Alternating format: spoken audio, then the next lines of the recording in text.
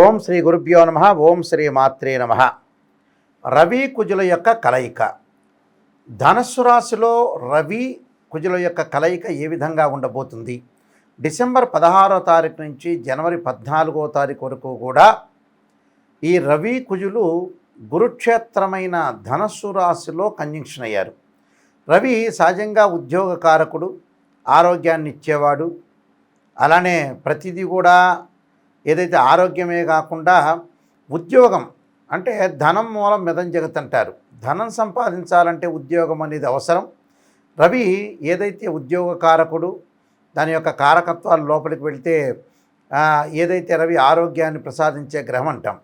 అలానే కుజుడు అంగారకుడు, అంటే ప్రమాదాలు జరగకుండా కోర్టు సమస్యలు, అలానే కెమికల్ కంపెనీలు, రియల్ ఎస్టేటు, కన్స్ట్రక్షను, మేస్త్రి, మెకానికల్ ఇంజనీర్లు, అలానే రవి మెడికల్ సంబంధించినవి.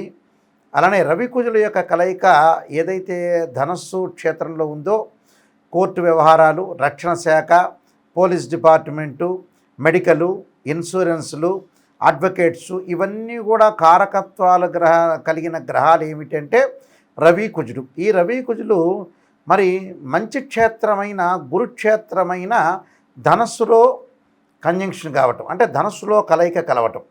సహజంగా రవి కుజులు మిత్రులు. కుజుడు రవికి మిత్రుడు, రవి కుజుడికి మిత్రుడు. అలానే రవి గురువుకి మిత్రుడు, గురువు రవికి మిత్రుడు, కుజుడు గురువుకు మిత్రుడు అవుతాడు ఇక్కడ. అలానే ఇక్కడ మరి డిసెంబరు 16 నుంచి జనవరి 14 వరకు కూడా ఏ విధంగా ఉండబోతుందో ఒకసారి చూద్దాము. సహజంగా ఇవన్నీ కూడా గోచారీత్యా చెప్పబడే ఫలితాలు అంటారు. గోచారంలో రవి వాళ్ళ రాశి నుంచి 3, 6, 10, 11 స్థానంలో సుఫలితాన్ని ఇస్తాడు. అలానే కుజుడు వాళ్ళ రాశి దగ్గర నుంచి 3, 6, 11 స్థానాల్లో సుఫలితాన్ని ఇస్తాడు.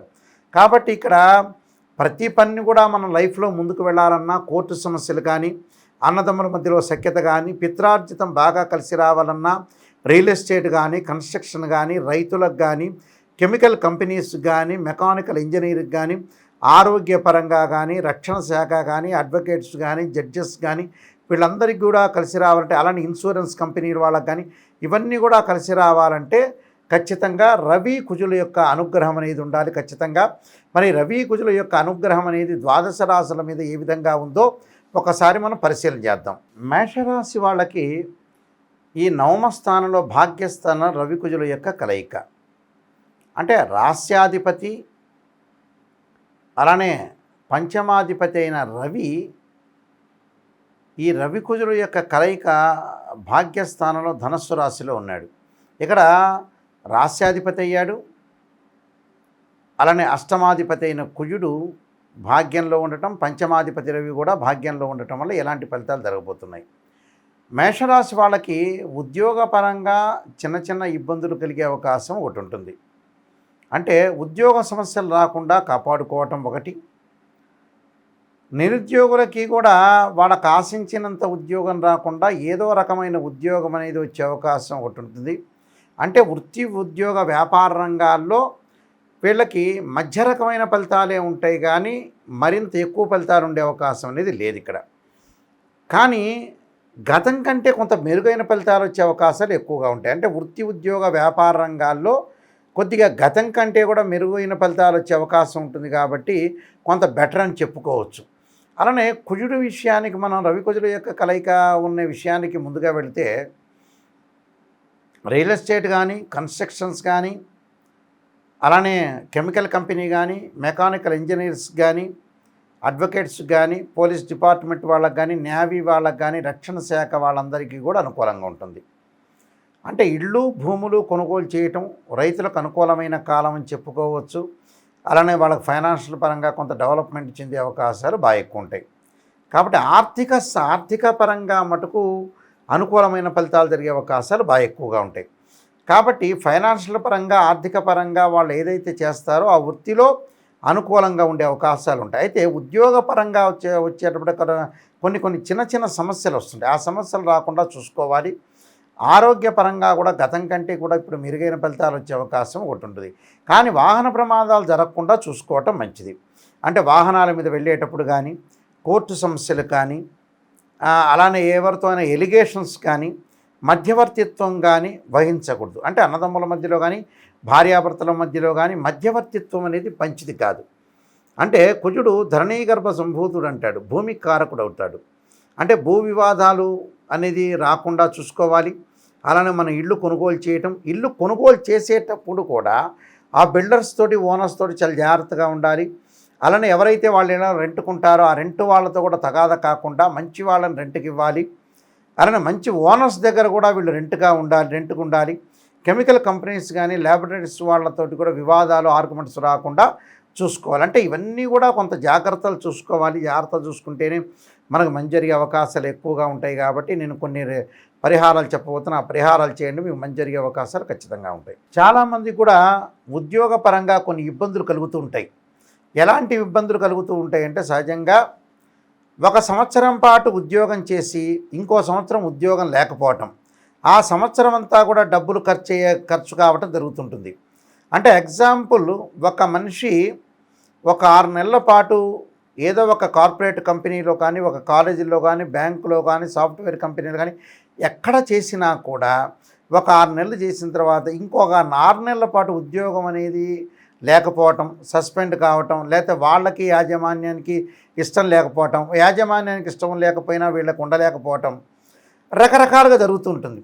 మరి ఉద్యోగం అనేది ఎందుకు ఉండట్లేదు? కొంతమందికి ఉద్యోగం రాలేకపోవటం, ఎంత టాలెంట్ ఉన్నా కూడా, మల్టీ టాలెంట్ పర్సన్ ఉన్నా, ఎంత హై ఎడ్యుకేషన్ ఉన్నా అలాంటి వాళ్ళకు కూడా కొంతమందికి జాబు రాదు. జాబు రాకపోవడానికి కారణం ఏంటంటే, ఉద్యోగ కారకుడు ఎవరు అంటే రవి అనుకూలంగా ఉన్నాడనుకోండి, మనకి రకరకాలుగా మనం ఎలా ఆలోచన చేస్తామంటే, ఉద్యోగం రావాలంటే ఖచ్చితంగా మనకి ఎడ్యుకేషన్ పరంగా అనుకూలంగా ఉండాలి. అలానే రవిగ్రహం కూడా అనుకూలంగా ఉండాలి. రవి బాగుందనుకోండి, ఉద్యోగం వచ్చే అవకాశాలు ఖచ్చితంగా ఉంటాయి. అలానే రవితో పాటు కుజుడు ఎలా ఉండబోతున్నాడు అంటే, కుజగ్రహం యొక్క అనుకూలత కూడా ఉండాలి. అంటే కుజుడు అంగారక, అంటే రియల్ ఎస్టేట్ వ్యాపారం చేయలేక, ఇల్లు అమ్మలేక, ఇల్లు కొనలేక, గృహయోగం లేక, ప్రమాదాలు జరగటం, యాక్సిడెంట్ జరగటం, వాహనాల మీద ఇబ్బందులు, అలానే మెకానికల్ ఇంజనీర్స్కి ఇబ్బందులు, అలానే పోలీస్ డిపార్ట్మెంట్ వాళ్ళకి కానీ, అలానే ప్రతి వాళ్ళకి అడ్వకేట్స్ కానీ, వీళ్ళందరికీ కూడా రకరకాల ఇబ్బందులు కలగటానికి ఏంటంటే కుజుడు. అంటే ఆరోగ్యం మహాభాగ్యం అన్నారు. ఆరోగ్యం అనేది అనుకూలంగా ఉండాలి, ఎలాంటి ప్రమాదాలు జరగకూడదు, దీర్ఘకాలిక వ్యాధులు కూడా రాకుండా ఉండాలంటే కుజుడు అనుకూలంగా ఉండాలి. అంటే రవి కుజులు చాలా most important planets in horoscope. ఏదైతే హారోస్కోప్లో రవి కుజుల యొక్క కలయిక ధనుసు రాశిలో ఉండటం వల్ల మనం కొన్ని విషయాల్లో ఉద్యోగం రాలేకపోవటం, ప్రమాదాలు జరగటం, ఆరోగ్యపరంగా ఇబ్బందులన్నిటికీ కూడా కారణం ఏంటంటే రవి కుజులు. మరి మన జన్మ జాతకంలో బర్త్ చార్ట్ అనేది చాలా ఇంపార్టెంట్. ఇక్కడ గోచారానికి బర్త్ చార్ట్కి చాలా లాట్ ఆఫ్ డిఫరెన్స్ అనేది ఒకటి ఉంది. బర్త్ చార్ట్ ఎప్పుడు కూడా పదే చెబుతున్నాను, ఒక చెట్టు ఉంటుంది, ఆ చెట్టు కింద వేళ్ళు అనేది బర్త్ చార్టు, దాని యొక్క కాండం ఉంటుంది, దానికి కొన్ని కొమ్మలు ఉంటాయి, ఆ కొమ్మల దగ్గర ఆకులు ఉంటాయి. ఆ ఆకులు ఎప్పుడు కూడా గోచారం అంటారు.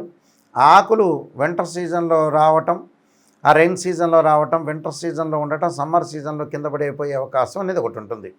అంటే రాలిపోతుంది, అదే గోచారం అంటారు. మరి గోచార పరంగా మనం చూసుకోవాలి. ఎందుకంటే గోచారం చూసుకోవాలి, బర్త్ చార్ట్ చూసుకోవాలి. గోచారం అనేది 25% ఉంటుంది. ఎప్పుడూ కూడా బర్త్ చార్ట్ అనేది 80% అనేది ఉంటుంది. బర్త్ చార్ట్ చాలా ప్రాధాన్యత ఉంటుంది. కానీ గోచారం ఎందుకు చూసుకోవాలి నాయకంటి గారు అని అంటే, ఆవగింజంత అదృష్టం ఉండాలంటే ఎంత కృషి చేసినా ఆవగింజంత అదృష్టం ఉండాలంటారు. అదే కారణం. అంటే వితిన్ సెకండ్లో మనకు అదృష్టం రావటం కానీ దురదృష్టం రావటం కానీ జరుగుతుంటుంది. ఆ దురదృష్టం అనేది రాకూడదనే ఉద్దేశంతో అదృష్టం రావాలని మనం గోచారం చూసుకుంటాం. దాని యొక్క సూచనలు పాటించి దాన్ని ప్రత్యేకంగా మనం రెమెడీస్ చేసుకుంటాం. ఆ రెమెడీస్ చేసుకోవటమే చాలా ఇంపార్టెంట్గా మనం ప్రాధాన్యత అనేది ఉంటుంది. అంటే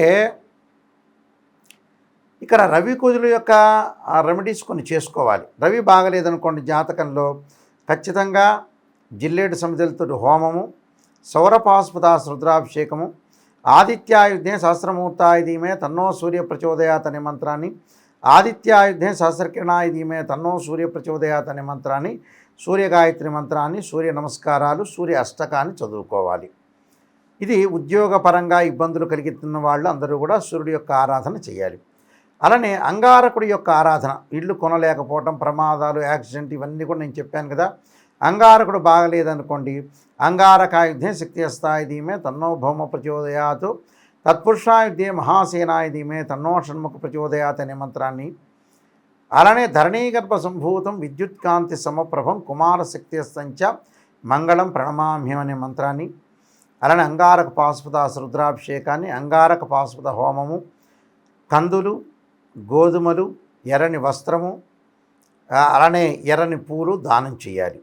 అలానే కందులు కానీ గోధుమలు కానీ దానం అనేది చేయాలి ఖచ్చితంగా. అంటే రవికుజులు ఉద్యోగం అనేది ధర్మం, ఉద్యోగాన్ని పాటించాలి, ఉద్యోగం చేయాలి, లేదా వ్యాపారం చేయాలి, ఏదో ఒకటి మనిషి అనేది ఒక వ్యాపకం అనేది ఉండాలి కాబట్టి ఖచ్చితంగా ఉద్యోగ ధర్మాన్ని పాటించాలి.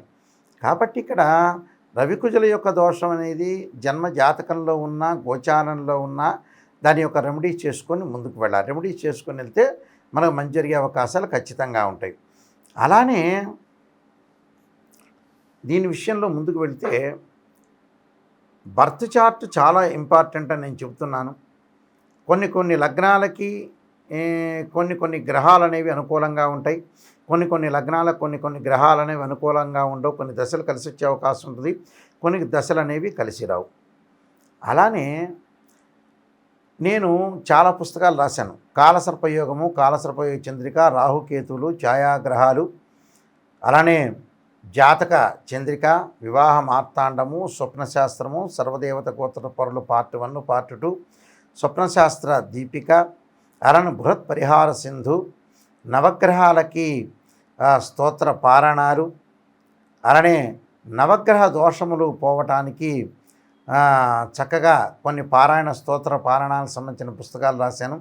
అలానే బృహత్ పరిహార సింధు, రకరకాల పరిహారాలు దోషం పోవటానికి కూడా బృహత్ పరిహార సింధు అనే పుస్తకం రాశాను.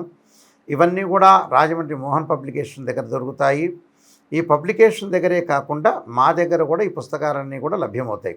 ఏదైనా సరే ఈ పుస్తకాలన్నీ కూడా ఎవరైనా బుక్స్ కావాలంటే రాజమండ్రి మోహన్ పబ్లికేషన్ కోటగుమ్మం సంప్రదించవచ్చు, లేకపోతే నాయకంటి మల్లికార్జున శర్మ బుక్స్ అని కొట్టినా కూడా ఆ పుస్తకాలను వస్తాయి.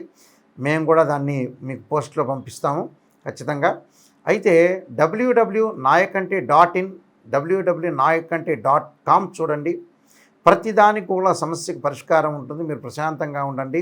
ఏదో సమస్య వచ్చిందని బాధపడటం అనేది కాదు. ఈ మధ్యకాలంలో చాలామంది కూడా గోచారాన్ని చూస్తున్నారు. గోచారాన్ని కేవలం మేషరాశి వాళ్ళకి హైదరాబాదులో ఇలా జరుగుతుంది అని చెప్పంగానే జరగటం అని కాదు. బర్త్ చార్ట్ అనేది ఏ విధంగా ఉందో ఒకసారి చూపించుకోవాలి. చూపించుకుంటే నిజంగా దానికి సంబంధించిన రెమెడీస్ అనేవి ఉంటాయి. ఎందుకంటే సత్యం ఎప్పుడు కూడా సత్యంగానే ఉంటుంది. మనం ఎప్పుడూ జీవితంలో మోసం చేసుకోకూడదు. గోచారం అనేది మేషరాశి వాళ్ళందరికీ కూడా హైదరాబాద్లో ఉండే 5 లక్షల మందికి కానీ, గుంటూరులో ఉండే 3 లక్షల మందికి కానీ రాశి ఫలాలు చెప్పేటప్పుడు అందరికీ అలా జరుగుతుందని మటుకు పొరపాటు పడద్దండి.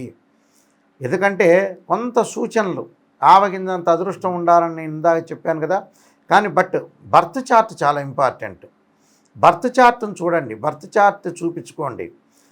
నా వీడియో కింద కాంటాక్ట్ నెంబర్స్ ఉంటాయి. మీరు ఎవరైనా సరే ఫోన్ చేయొచ్చు. ఆ నెంబర్స్ నా దగ్గరికే డైరెక్ట్ వస్తాయి.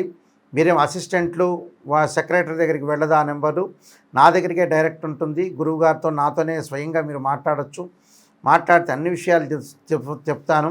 అయితే ఎవరైనా సరే నా దగ్గర జాతకాన్ని చూపించుకునేటప్పుడు ఎవరైనా సరే వాయిస్ రికార్డు పెట్టుకోండి, నిజాన్ని తెలుసుకోండి. ఎందుకంటే రకరకాల వాళ్ళు ఉంటారు, భయభ్రాంతులు చెందుతుంటారు. నిజంగా భయం ఉందా లేదా ప్రాబ్లం ఉందా లేదా అని నిజం తెలుసుకోవాలి. ఈ మధ్యకాలంలో ఏంటంటే అనుభవం లేని జ్యోతిష్యులు, తెలియని వ్యక్తులు చాలామంది వస్తున్నారు. మీరు ఫార్ములాస్ తెలుసుకోండి. నేను ఇందాక చెప్పాను, గోచారీత్యా వాళ్ళ రాశి దగ్గర నుంచి 3, 6, 10, 11 స్థానాల్లో రవి ఉంటే స్వఫలితాన్ని ఇస్తాడు, మిగతావన్నీ కూడా చెడ్డ ఫలితాన్ని ఇస్తాడు, అది గ్యారంటీ. అలానే కుజుడు కూడా 3, 6, 11 స్థానాల్లో ఉంటేనే మంచివాడు, మిగతా చోట్ల మిశ్రమైన ఫలితాలు చెడ్డ ఫలితాలను ఇస్తాడని తెలుసుకోవాలి. మీకు కూడా ఎప్పుడు కూడా జ్యోతిష్యపరంగా అవగాహన ఉంటే ఎవరు నిజంగా కరెక్ట్ చెప్తున్నారు, ఎవరు కరెక్ట్ చెప్పట్లేదు. కొన్ని మధ్యకాలంలో పిచ్చి రెమెడీస్ అనేవి వచ్చినాయి. ఉప్పు దీపం పెట్టండి, అలానే నిమ్మకాయని నెత్తి మీద పెట్టుకొని తిరగండి, కొబ్బరికాయ ఇంటి ముందు పెట్టుకోండి, అవన్నీ ఫేక్ రెమెడీస్. లాల్ కితాబ్ రెమెడీస్ అని మహారాష్ట్ర వాళ్ళు యజ్ఞయాగాది క్రతువులన్నీ కూడా చేయకుండా ఇలాంటి చిన్న రెమెడీస్ చెప్పారు. అలా అనుకుంటే కృతయుగం, త్రేతాయుగం, ద్వాపరయుగం, కలియుగాల్లో ఏదైతే దశరథుడు పుత్రకామేష్టి యాగం చేయడు, ఎదురు కొబ్బరికాయ కొట్టుకోండి సంతానం కలుగుతుందని చెప్పేవాళ్లే. అలా చేయాలి. యజ్ఞము అనేది యాగము, జపము, అభిషేకానికే చాలా ప్రాధాన్యత ఉంది. ఎవరిని పడితే వాళ్ళని జాతకాలకు ఫోన్ చేసి మోసపోవద్దండి. చాలామంది కూడా మన ఏజ్ అయిపోతుంది, లైఫ్ స్పాన్ తగ్గిపోతుంటుంది, పిల్లల యొక్క పెళ్ళిళ్ళు చేయండి, ఉద్యోగాలు చేయండి, లేట్ చేయొద్దండి. లేట్ చేసుకోకుండా జీవితం అనేది 50 ఏళ్ళు 55 ఏళ్ళు కాగానే ఎవరు కూడా ఉద్యోగం చేయలేకపోతున్నారు, ఎవరు కూడా బిజినెస్ చేయలేకపోతున్నారు. కాబట్టి అలర్ట్గా ఉండండి. లైఫ్లో అలర్ట్గా ఉండి డబ్బులు కూడా దేనికి ఖర్చు పెట్టాలో దానికి ఖర్చు పెట్టి ముందుకు వెళ్ళండి. ఏదైనా విషయాలున్నా కూడా మీరు సంప్రదించండి. మీ అందరికి కూడా మంచి జరగాలని ఆశిస్తూ సర్వే జనా సుఖినో భవంతు.